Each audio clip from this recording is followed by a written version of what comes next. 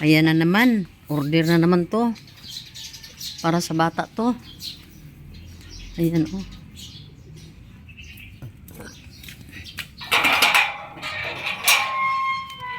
Diri kainit kayo. Di ko diha. Kainit kayo diha. Diri ra. Mag-Gcash man ko. Malayo man ko sa internet. Pila na kabuok? Aw lagi. Sus Ginoo ko ni ginkuan lagi oh. Ako lang i-video ha kay.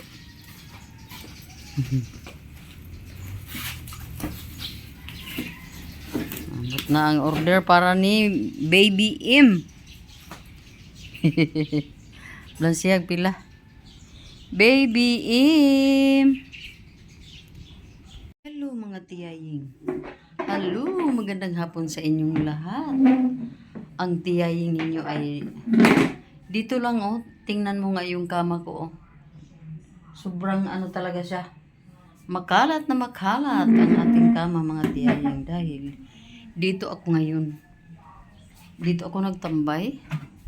At hindi ko pa na yan naligpit mga tiyay kasi bigla kong naisipang ako mga tiyay magbihis dahil nakaplano tayo na punta tayo ng market dahil wala tayong na diyan mga dami na nating kulang sa ating sa ating kitchen. Wala na tayong mga ulamer diyan. Wala na tayong mga tuyo. Wala na tayong mga suka. Mga ganun. Basta dami mga tiyay, mga sa ulam. Bigas mayroon kasi isang sako pa yan ang nandyan. Pero yung mga pang-ulam natin ay wala pa. Wala na tayo. Dahil kahapon sana, galing kami ng Kalubihan. Dumiretso na lang sana kami sa sa market. Kaso nga lang, naisipan namin, dito na lang kami dumaan sa Diversion Road at nagpahinga doon sa High Point. So yun ang nangyari, hindi ko napuntahan yung grocery man lang or market. Basta yun mga tiyayeng. So ngayon, upo tayo dito dahil nagbago na naman ang isip natin. 4 PM na ng hapon 4:04 na ng hapon. At sobrang napaka na natin na parang ayaw ko nang pumunta doon dahil madali naman tayo mga tiyay sa pag uwi natin dito sa bahay dahil naman tayo, madami na naman tayong gawin. So nakabihis na tayo. Nakabihis na ako ng natin yung medyo comfortable lang ba na puti na blouse. Ngunit hindi ko lang maituloy-tuloy yung lakad ko kasi mga tiyaying ba, kung aalis ako ngayon, babalik na naman ako bukas dahil mayroon tayong magbayad tayo ng aksa bukas, yung insurance na. So medyo magdubli na yung mga natin na kailangan natin magtipid, di ba? So yung mga palakad-lakad natin mga tiyaying, mayroon talagang mga mga timing yan. Hindi tayo pwede na aalis ng bahay na hindi natin isipin muna yung mga gagastusin natin. So sa palagay ko, kung bukas na ako maaalis, punta doon sa sentro at mamili, and then sabay na ang pagbayad natin ng aksa para wala nang iba pang wala nang extra gastos pa ba sa mga natin, mga budget natin. So okay lang naman siguro kung dito lang muna tayo, mag-usap-usap lang muna tayo mga tiyay. At yun ang mga tiyay, ididiretso ko na lang yung mga natin, mga anong nasa isip natin, di ba? Ako'y supposed to be paalis na tayo ng Canada dahil mayroon na tayong visa. Pero naisipan ko mga tiyaying na magbubutar muna ako mga tiyay. Kasi mayroon naman talaga akong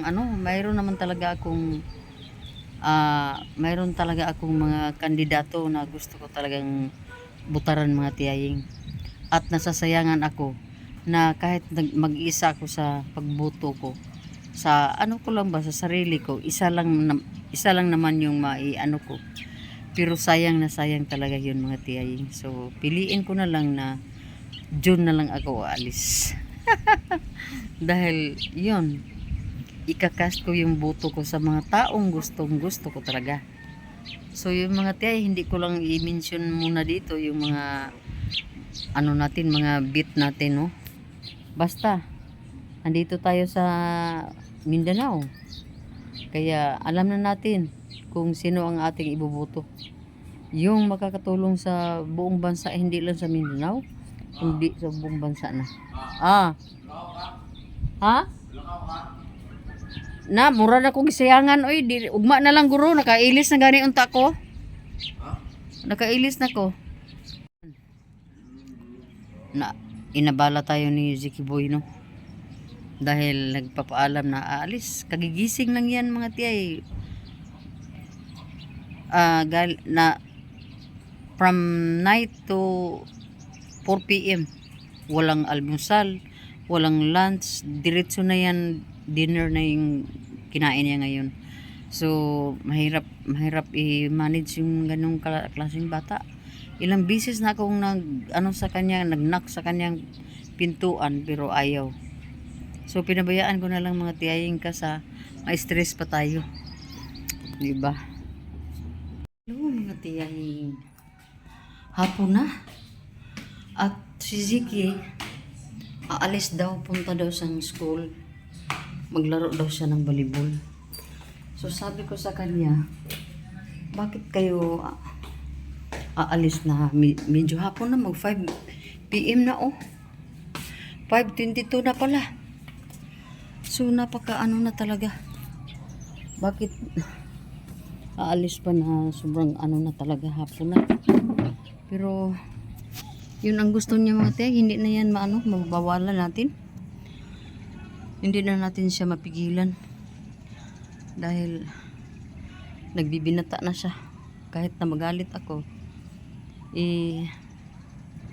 wala lang yan sa kanya.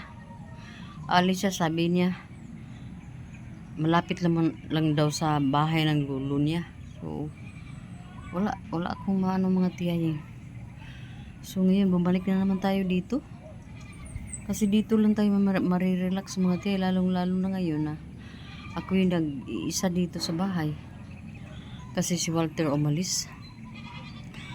Inihatid niya yung mga order sa Shopee ata yun, yung gamit ng mga batang maliit. Hinatid niya doon. Kaya si Ziki naman ay kagigising lang yan.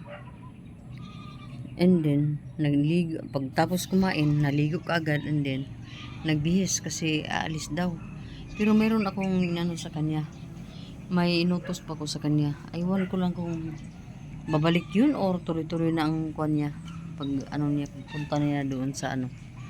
So, yun mga tiya, hindi natin i-stress ang ating mga sarili sa oras na ito. Dahil tayo ay kailangan na tayo mag-extend. I-extend natin yung ating mga pasensya. So, ano ba yung pan ni tatay? Parang itinaboy ata ni tatay yung mga manok. Siguro sa mga kapitbahay, manok ng mga kapitbahay yun. Mayroon lang siguro ng inano ng mga manok doon sa kanila. Kaya binato niya. So, maano na mga tiyay, oh. Kuha na ba? Malamig na ang panahon. Wala nang init. Lumubog na si haring araw. At tayo ay dito lang sa itaas ng ating tiris. At lang tayo, naglibot-libot lang tayo dito sa tiris natin para malanghap natin yung mga preskong hangin. So yun pala mga manok ko. Noong unang panahon mga tiyay, mga 3 bahay lang kami dito, or 4 na bahay dito sa village namin. Pero ngayon, dami na. Siguro mag 100 na siguro kami dito. Dami na talagang mga bahay dito mga tiyaying. yung mga luti dito na mga bakante tulad niyan, may mga may-ari na niyan nasa abroad. Kaya hindi pa nila yan na ano na gawa ng bahay dahil wala pa silang plano. Investment lang yun siguro sa kanila. Hello, good morning mga tiyay, mga tiyoy. Ayan na tayo. Tingnan nyo ang ano, panahon. Sobrang init. At medyo masakit pa tong tuhod natin. Pero tiisin lang dahil wala naman tayong ano, driver. So, kita-kita tayo mamaya mga tiyay. Dahil punta tayo ng sentro. Maraming salamat. Mga tiyay, tapos na ang tiyay sa lunch. At ngayon, nandito na tayo sa ating favorite na tambayan, ang USA. Ang USA store. Dito tayo. So, antay pa ako sa ano, ano pa ako mga tiyay, magpalinis ng ating mga paa at kamay. Pagkatapos, punta na tayo bayad na tayo ng kuryente. So, sa ngayon, nandito pa ako sa ano, tambayan ko. Kasi mainit ang panahon. Ay, tapos na tayo magbayad ng kuryente. Ngayon, dito tayo sa new terminal. Antay na naman tayo ng ano, rila.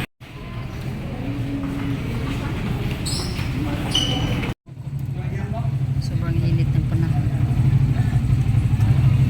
Nakasakay na naman tayo sa motor nila.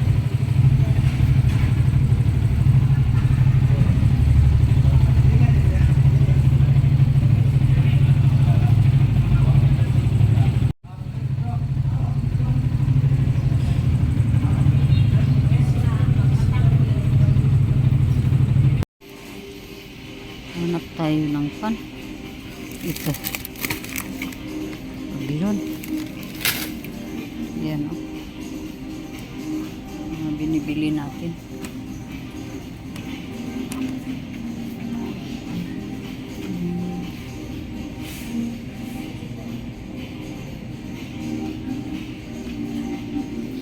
Crap na ano.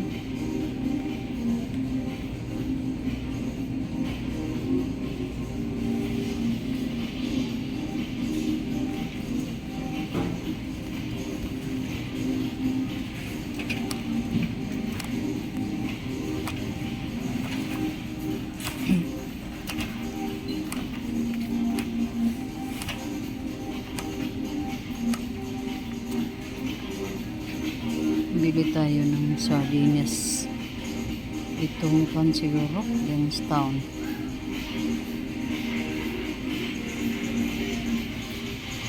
Ito siguro. Yung tomato, premium sardines.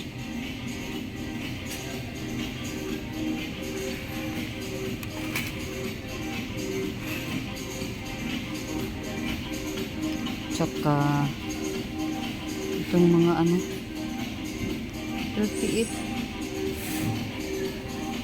mahal pala.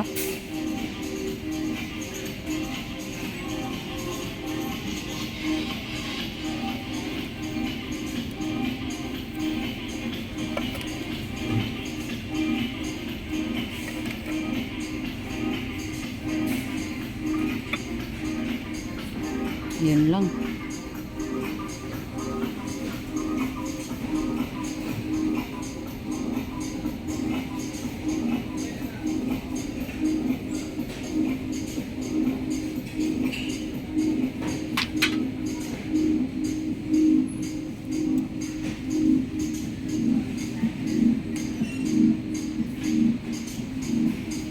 Wala na akong kwan.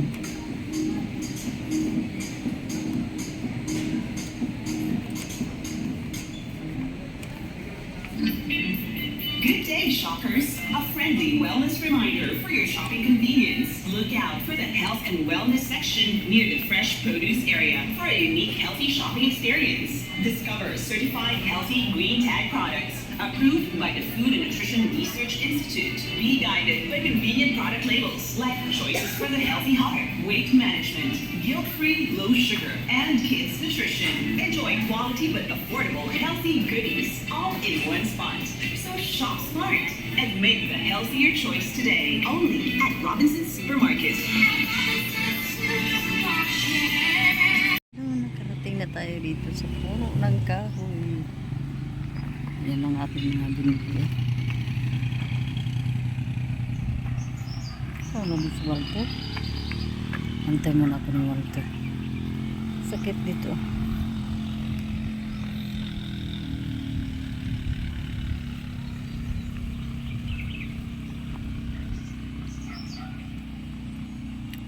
Malamig.